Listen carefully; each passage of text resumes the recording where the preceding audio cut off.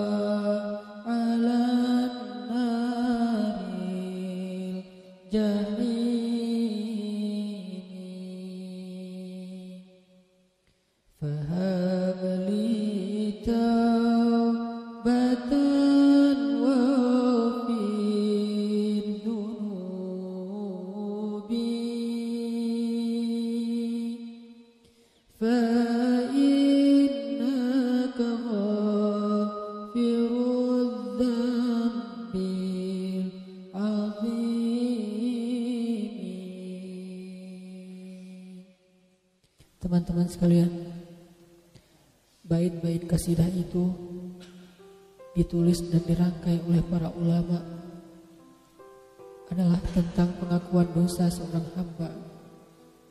Ketika seorang hamba berada di puncak penyesalan dan merasa tahu diri bahwa dia adalah seorang hamba yang kotor, sehingga dia mengatakan, Ilahi, lastu lil firdausi ahla.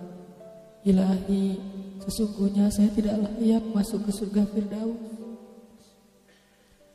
Saya kotor, saya hina, saya penuh cela, saya banyak aib, saya banyak dosa. Sangat tidak layak saya masuk ke surga Firdaus-Mu ya Allah. Tidak ada satupun amal yang bisa saya banggakan sehingga menjadi jalan bagi saya masuk ke surga Firdaus-Mu ya Allah. Kita harus merasa diri kita rendah di hadapan Allah. Itulah kenapa kita sujud. Dan Allah suka kepada orang yang merendahkan diri di hadapannya. Itulah kenapa Allah suka kepada hamba yang bersujud. Seandainya pintu surga itu terbuka dengan kunci amal solih, saya tidak punya kuncinya ya Allah. Saya beramal solih tetapi belum layak untuk membuka pintu surga. Saya sholat, saya puasa, saya tarawih, saya sedekah, tapi semua itu belum cukup untuk membuka pintu surga karena keterbatasan amal solih saya.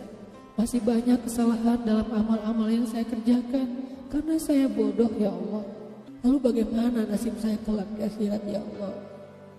Jika ditimbang-timbang, sungguh kedurhakaan saya lebih sering daripada istighfar saya ya Allah. Saya tidak pantas menjadi penghuni surga ya Allah. Wala aqwa 'alan naril jahimi. Tetapi saya juga tidak akan kuat dengan azab neraka jahim-Mu ya Allah.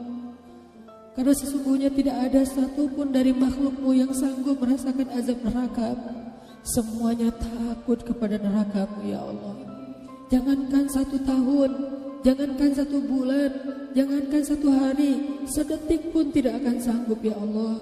Karena saya mendengar sesungguhnya Rasulullah SAW bersabda, azab yang paling ringan bagi penduduk neraka adalah dipakaikan baginya sendal terompah dari api yang membakar kakinya sampai mendidihkan kepalanya. Itulah azab yang paling ringan di neraka untuk orang yang paling ringan berbuat dosa. Bagaimana dengan saya ya Allah? Dosa saya banyak. Saya pernah durhaka kepada ibu bapak saya. Itu saja sudah cukup bagi saya mendapatkan azab yang lebih besar di neraka, dan saya tidak sanggup ya Allah. Saya pernah durhaka kepada ibu saya. Saya marahi ibu saya karena satu kesalahan. Padahal saya lebih sering berbuat salah dibandingkan ibu saya. Tapi ibu memaafkan saya. Ketika di waktu kecil saya memecahkan barang-barang ibu saya memungut barang-barang itu sambil tersenyum, membelai kepala saya, mengatakan nasihat-nasihat yang baik. Sama sekali ibu saya tidak marah kepada saya saat itu. Tapi ketika telah dewasa, tidak sengaja ibu saya yang sudah tua renta kadang memecahkan barang saya, merugikan sedikit saja dari harta saya marah seperti setan ya Allah. Saya bentak ibu saya ya Allah. Bahkan kadang membuat ibu saya terluka, kaget, takut.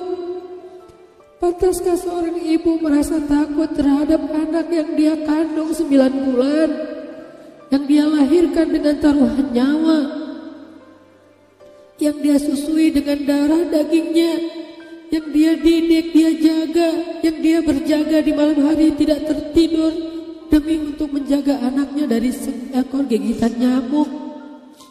Pantaskah ibu merasa takut terhadap anaknya sendiri? Cukup satu dosa besar saja durhaka kepada ibu membuat saya pantas masuk api neraka. Belum lagi dosa saya kepada ayah. Ketika saya berdebat habis-habisan di hadapan ayah saya, hanya ketika ayah saya menasihati saya dengan satu nasihat sederhana, saya debat dia, seolah-olah wawasan saya lebih banyak, ilmu saya lebih banyak, pergaulan saya lebih luas, pendidikan saya lebih tinggi. Padahal semua itu saya dapatkan hasil dari perjuangan dan pengorbanannya. Ketika keduanya sudah menjadi tua dan lemah, kadang keduanya rindu kepada saya ya Allah. Mereka memberi kami pesan ya Allah. Mereka bertanya, bagaimana kabarmu anakku? Tapi kami tidak peka. Hati kami tertutup dengan ego dan sombong. Kami tidak bisa membaca teks itu dari perasaan mereka. Kami hanya membaca teks mereka dan tidak segera membalasnya. Kami anggap teks dari orang tua kami tidak penting, masih bisa ditunda untuk dijawab nanti sore. Padahal mereka sedang kangen, sedang rindu kepada kami ya Allah. Mereka tidak mengatakan kami rindu kepadamu wahai anakku, karena mereka tahu kalimat itu akan mengganggu kami.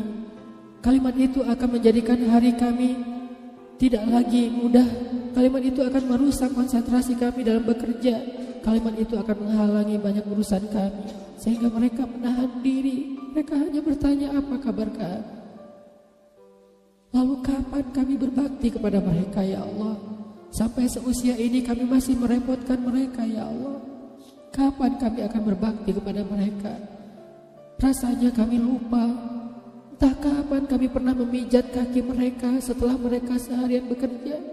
Entah kapan kami pernah memberikan minuman hangat untuk mereka. Kami durhaka kepada orang tua kami ya Allah. Bahkan setelah mereka wafat, kami lupa mendoakan mereka di dalam sholat kami. Harusnya kami disiksa di api neraka, tetapi kami tidak kuat ya Allah. Belum lagi durhaka, kedurhakaan kami yang lain, dosa-dosa besar kami yang lain. Kami pernah bermaksiat kepadamu diam-diam ya Allah. Kami pernah berbuat dosa diam-diam, dan padahal kami tahu itu dosa besar. Tapi kami tidak peduli, kami tidak takut kepadamu. Seolah-olah ancamanmu itu hanyalah mitos, seolah-olah ancamanmu itu hanyalah fiktif, seolah-olah apa yang kau firmankan di dalam Al-Quran itu tidak benar-benar ada. Kami sombong menantangmu dengan berbuat dosa. Banyak dosa yang kami tidak bisa menyebutkan satu persatu ya Allah. Keluh lidah kami untuk menyebutkan dosa-dosa kami ya Allah. Malu untuk menyebutkan dosa-dosa kami ya Allah. Tidak ada yang bisa kami harapkan darimu selain Engkau terima taubat kami ya Allah. Fahabli taubatan, beri kami taubat yang nasuha ya Allah. Terima taubat kami ya Allah. Kami belum berani meminta surgamu, kami juga tidak akan kuat dengan nerakamu. Kami meminta terimalah taubat kami, penyesalan kami, janji kami untuk kembali kepadamu, memperbaiki diri. Teman-teman sekalian, mari kita baca bait itu dengan penyesalan. Kita baca bait itu seolah-olah kita sedang curhat kepada Allah Subhanahu wa taala. Ilahi las fidausi ahla wa la aqwa ala nari jahimi fahabli